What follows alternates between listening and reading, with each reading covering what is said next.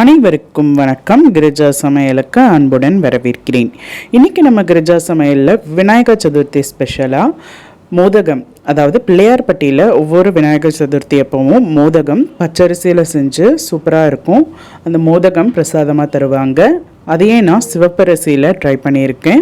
எப்போதுமே நம்ம மோதகம் கொழுக்கட்டையெல்லாம் பச்சரிசியில் மட்டும்தான் ட்ரை பண்ணியிருப்போம். அந்த வகையில் பச்சரிசி மட்டும் இல்லாமல் நம்ம ஆரோக்கியமான சிறுதானிய அரிசி வகைகள் சிவப்பரிசி, கருப்பரிசி இது எல்லாத்துலேயுமே நீங்கள் ட்ரை பண்ணலாம். அது மட்டும் இல்லாமல் நான் குதிரைவாளி அரிசியில் அரிசி உப்புமா கொழுக்கட்டை எப்படி செய்கிறதுன்னு காட்டியிருக்கேன். இந்த ஆரோக்கியமான அரிசி உப்புமா கொழுக்கட்டையும் சிவப்பரிசி மோதகமும் எப்படி செய்கிறதுன்னு பார்க்குறதுக்கு முன்னாடி கிரிஜா சமையல் நீங்கள் இன்னும் சப்ஸ்கிரைப் பண்ணலைன்னா சப்ஸ்கிரைப் பண்ணிக்கோங்க. பக்கத்தில் இருக்கிற பெல் ஐக்கான் ப்ரெஸ் பண்ணிக்கோங்க. அப்போ தான் நான் போடுற வீடியோ உங்களுக்கு உடனடியாக வந்து சேரும். வாங்க வீடியோக்குள்ளே போகலாம். ஃபஸ்ட்டு நம்ம சிவப்பரிசி மோதகம் எப்படி செய்கிறதுன்னு பார்த்துடலாம். இதுக்கு நான் ஒரு பாத்திரத்தில் 1 கப் அளவு சிவப்பரிசி எடுத்துக்கிறேன்.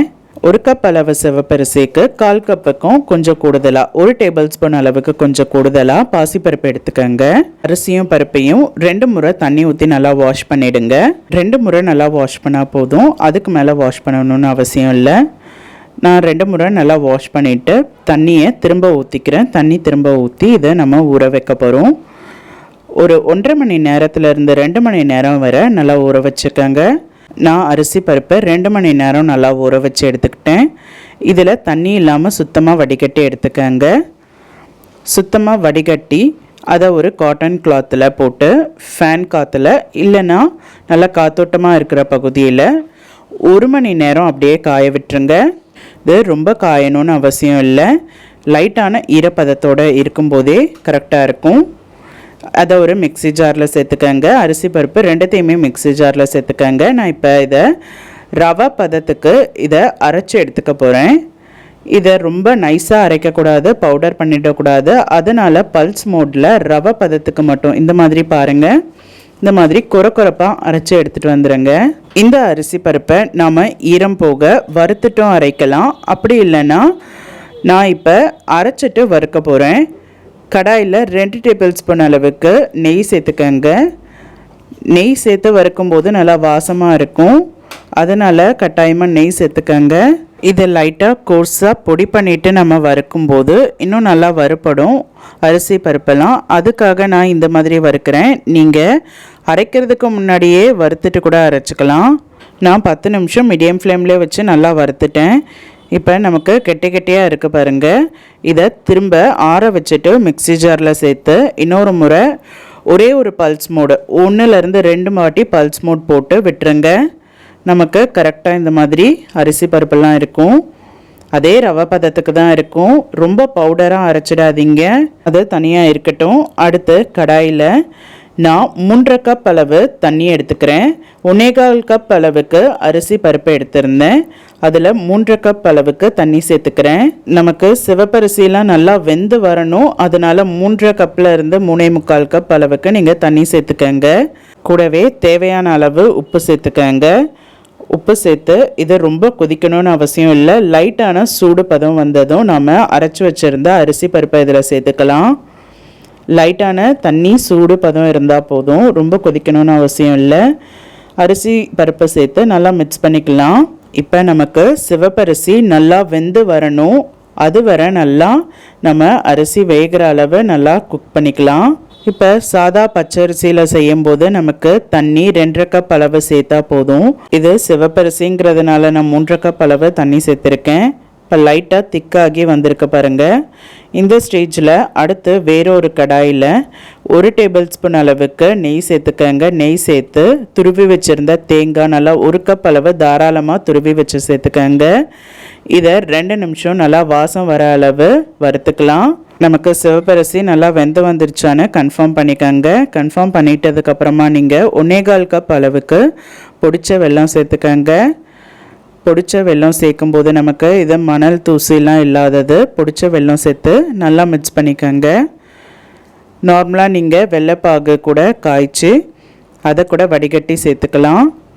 இப்போ நம்ம வறுத்து வச்சுருந்த தேங்காவை இதில் சேர்த்துக்கலாம். தேங்காய் நல்லா நெய் வாசம் வர அளவு நல்லா வறுத்து சேர்க்கும்போது நல்லா டேஸ்ட்டு கிடைக்கும். ஏற்கனவே நம்ம அரிசி பருப்பையுமே நல்லா நெய்யில் வறுத்துட்டோம். இந்த மாதிரி வறுத்துட்டு செய்யும்போது இது நல்லா அந்த ஃப்ளேவர் எடுத்து கொடுக்கும். அதுக்காக இதை எல்லாமே நம்ம நல்லா வறுத்துட்டு செய்யணும். தேங்காய் சேர்த்து கிளறி விட்டதுக்கப்புறமா 3/4 டீஸ்பூன் அளவுக்கு ஏலக்காய் நல்லா பொடி பண்ணி வச்சுருந்த ஏலக்காய் சேர்த்துக்கங்க.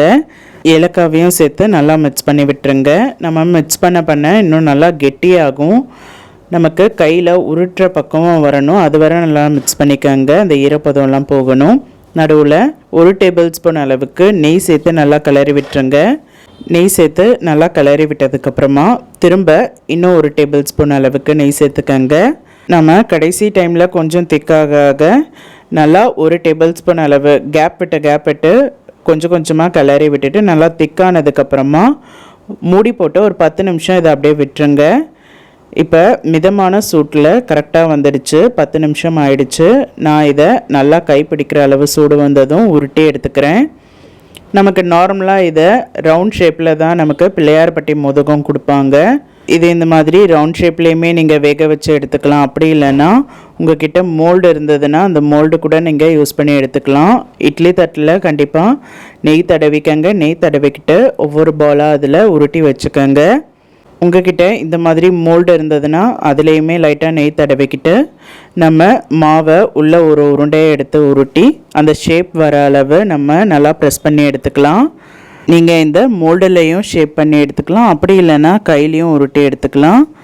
இது பார்க்குறதுக்கு நல்லாயிருக்கும். அதுக்காக இந்த மோல்டில் ஷேப் பண்ணி எடுத்துக்கோங்க. இப்போ இட்லி பாத்திரத்தில் தண்ணியை நல்லா கொதிக்க விட்டுருங்க. கொதித்ததுக்கப்புறமா தான் நம்ம கொழுக்கட்டையை வச்சுக்கணும். அதே மாதிரி இட்லி தட்டில் நல்லா எண்ணெய் அப்ளை பண்ணிவிட்டு நீங்கள் ஒவ்வொரு மோதகத்தையுமே சேர்த்துக்கங்க.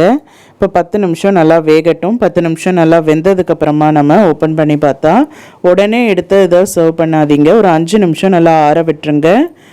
ஆற விட்டதுக்கப்புறமா நமக்கு சிவப்பரிசியில் சூப்பரான மோதகம் ரெடி ஆயிடுச்சு. அடுத்து நம்ம குதிரைவாலி அரிசியில் உப்புமா கொழுக்கட்டை எப்படி செய்கிறதுன்னு பார்த்துடலாம். அதுக்கு நான் ஒரு கடாயில் 1 கப் அளவு குதிரைவாலி அரிசியை சேர்த்துக்கிறேன். கூடவே 1/4 கப் அளவுக்கு பாசிப்பருப்பு சேர்த்துக்கங்க. 1/4 கப்புக்கும் இல்லை 1 டேபிள் ஸ்பூன் அளவு கூட நீங்கள் சேர்த்துக்கலாம். சேர்த்து இதை 10 நிமிஷம் மீடியம் ஃப்ளேம்லேயே வச்சு நல்லா கலர் மாறக்கூடாது. அந்த அரிசிலாம் நல்லா ரோஸ்ட் ஆகிற வரை நல்லா வறுத்துக்கங்க. அரிசி பருப்புலாம் நல்லா சூடேறி வரும். ஆனால் கலர் மாற விட்டுறாதீங்க. அரிசி பருப்புலாம் ஒரு 10 நிமிஷம் மீடியம் ஃப்ளேம்லேயே வச்சு நல்லா சூடேறுற அளவு நல்லா வறுத்ததுக்கப்புறமா இதை ஃபுல்லாக ஆற விட்டுருங்க. ஆற விட்டதுக்கப்புறமா நம்ம இதை ஒரு மிக்ஸி ஜாரில் மாற்றிக்கலாம். மிக்ஸி ஜாரில் மாற்றிட்டு இது கூடவே 3/4 டீஸ்பூன் அளவுக்கு மிளகு, 1/2 டீஸ்பூன் அளவுக்கு சீரகம். உங்களுக்கு மிளகு விருப்பப்பட்டால் சேர்த்துக்கங்க. அப்படி இல்லைன்னா வேண்டாம். மிளகு ஃப்ளேவர் சிலருக்கு பிடிக்காது. அப்படி இருக்கும்போது நீங்கள் இன்னும் 3 காஞ்ச மிளகாய் காரத்துக்கு எக்ஸ்ட்ரா சேர்த்து இதை நல்லா ரவை பதத்துக்கு குறக்குறப்பாக அரைச்சி எடுத்துகிட்டு வந்துடுங்க. இந்த மாதிரி குறக்குறப்பாக இருக்கணும். நமக்கு மிளகெல்லாம் ஒன்றும் பாதியமாக அரைச்சிருக்கும்போது நமக்கு டேஸ்ட் நல்லாயிருக்கும். உங்களுக்கு மிளகு விருப்பப்படலைன்னா நீங்கள் மிளகு இல்லாமல் காஞ்ச மிளகாய் மட்டுமே நீங்கள் சேர்த்துக்கலாம். அடுத்து கடாயில் 4 டேபிள் ஸ்பூன் அளவுக்கு தேங்காய் எண்ணெய் சேர்த்துக்கங்க. தேங்காய் எண்ணெய் நல்லா டேஸ்ட்டாக இருக்கும். 3/4 டீஸ்பூன் அளவுக்கு உளுத்தம்பருப்பு சேர்த்துக்கங்க.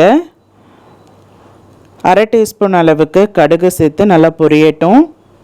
நல்லா கடுகு பொரிஞ்சதும் கருவேப்பிலை 2 கொத்து அளவு கருவேப்பிலை நல்லா பொடியாக கட் பண்ணி சேர்த்துக்கங்க. 2லேருந்து 3 கொத்து அளவு கருவேப்பிலை சேர்த்துக்கங்க.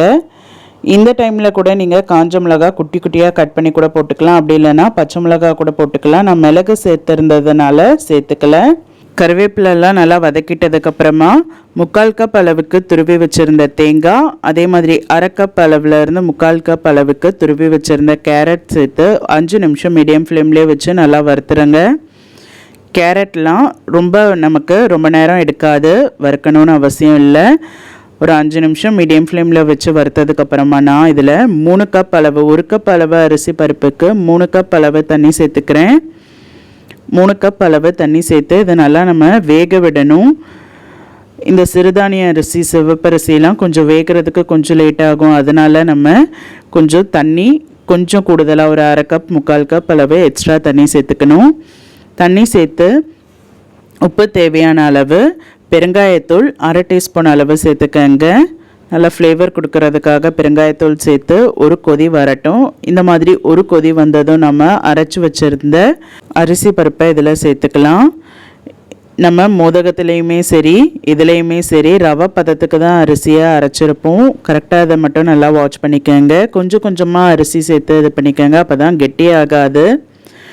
சிம்மில் வச்சுக்கோங்க. நீங்கள் அரிசியை சேர்க்கும் போது நல்லா சிம்மில் வச்சுருங்க, அப்போ தான் நமக்கு கெட்டியாகாமல் கரெக்டாக இருக்கும். கொஞ்சம் கொஞ்சமாக அரிசியெல்லாம் சேர்த்து நம்ம இதை கிளறி விட்டுக்கணும், அப்போ தான் கெட்டிப்படாது. இப்போ நல்லா அந்த கரண்டியாலேயே நம்ம மசிச்சுக்கலாம். இந்த கெட்டிகள்லாம் இல்லாத அளவு நல்லா மசிச்சிட்டேன் பாருங்கள். இப்போ நம்ம ஃபுல் சிம்மில் வச்சுருங்க. ஃபுல் சிம்மில் வச்சுட்டு இதை அரிசி நல்லா வேகட்டும். ஒரு 2 நிமிஷத்துக்கு ஒரு வாட்டி வந்து நீங்கள் கிளறி விட்டுக்கிட்டே இருக்கணும். நல்லா அரிசிலாம் நல்லா வெந்து தண்ணி அரிசி பருப்பெல்லாம் நல்லா சேர்ந்து வரணும்.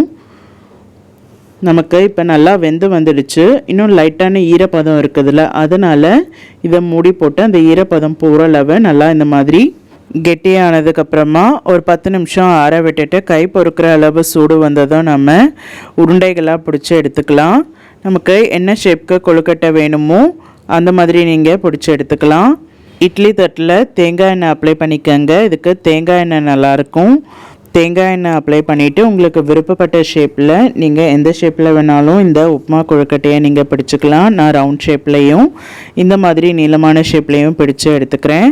இப்போ எல்லாத்தையுமே நான் ரெடி பண்ணி இந்த மாதிரியே வச்சுக்கிட்டேன். அடுத்து இட்லி பாத்திரத்தில் தண்ணி ஊற்றி நல்லா தண்ணி கொதித்ததும் நம்ம இந்த பிளேட்டை வச்சு மூடி போட்டு ஒரு 10 நிமிஷம் நல்லா வேக வச்சு எடுத்துக்கலாம். 10 நிமிஷம் வெந்ததுக்கப்புறமா நமக்கு உடனே நீங்கள் எடுத்துடாதீங்க. எந்த வகையான கொழுக்கட்டையாக இருந்தாலும் சரி, நல்லா வெந்ததுக்கப்புறமா மேலே கொஞ்சம் வழவழப்பு தன்மை இருக்கும். இப்போ பாருங்கள், கையில் ஒற்ற அளவு தான் இருக்குது, ஆனால் இது நல்லா வெந்துடுச்சு. ஒரு 5 நிமிஷம் சூடு ஆறட்டும்னு அப்படியே விட்டுருங்க. ஒரு 10லேருந்து 15 நிமிஷம் நம்ம வேக விட்டதுக்கப்புறமா 5 நிமிஷம் நம்ம அதை அப்படியே விட்டுறணும். அப்போ தான் நமக்கு கொழுக்கட்டை சரியான பக்குவத்தில் இருக்கும். நீங்களும் இந்த ஆரோக்கியமான சிவப்பரிசி மோதகத்தையும் சிறுதானிய அரிசி கார கொழுக்கட்டையும் நீங்கள் வீட்டில் செஞ்சு பாருங்கள். மறக்காமல் கிரிஜா சமையலுக்கு சப்ஸ்கிரைப் பண்ணிக்கோங்க. உங்களுடைய சப்போர்ட் தான் என்னுடைய பெரிய என்கரேஜ்மெண்ட், அதனால் மறக்காமல் சப்ஸ்கிரைப் பண்ணிக்கோங்க. அடுத்த கிரிஜா சமையலில் வேறு ரெசிபியில் நான் மீட் பண்ணுறேன். நன்றி, வணக்கம்.